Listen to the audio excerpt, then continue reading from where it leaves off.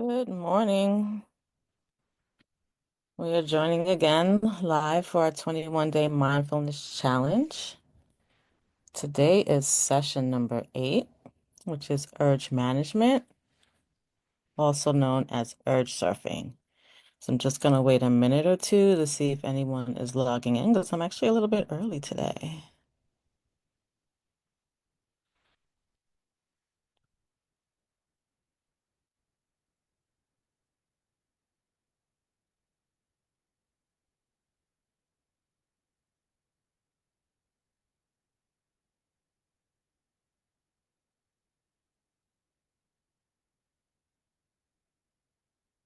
Okay, it is time to begin our 21-day mindfulness challenge. This is session 8. Thank you for joining in. Every week, we are looking at a different mindfulness activity to help support you along your wellness journey.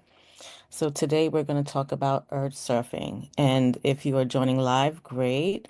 If you are watching the recording, great. We are here every Monday at 11 a.m. Eastern Time, live on Facebook, Instagram at The Wellness Connection LLC, and then also recorded on YouTube. And if you follow us on Eventbrite, we can also share the recording with you. So again, today we are talking about mindfulness and urge surfing. So we're going to imagine our urges like waves.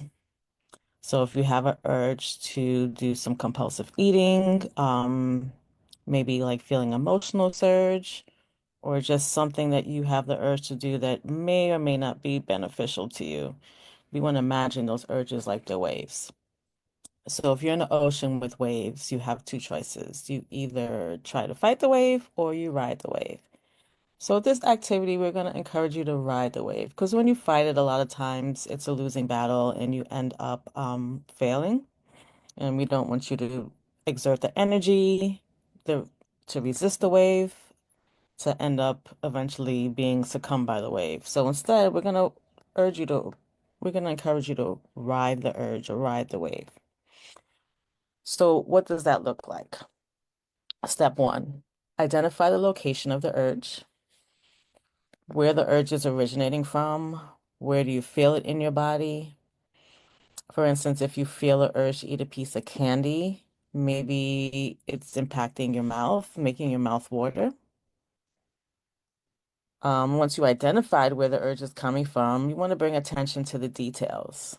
What sensations you feel? Are there any feelings of warmth, pressure, any energy, discomfort? Get as detailed as possible.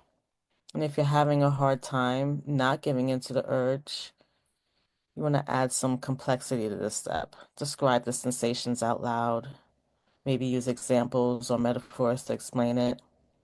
Move your body as you describe it, keeping your attention on the fact that simply an experience you're having. It's not who you are, and it takes away its power over you. So notice what you're feeling, describe what you're feeling, pay attention to what you're feeling. Step two, shift your attention to your breath. And after you identify the specific sensations of your urge, shift your attention to the breath. Notice how you're breathing.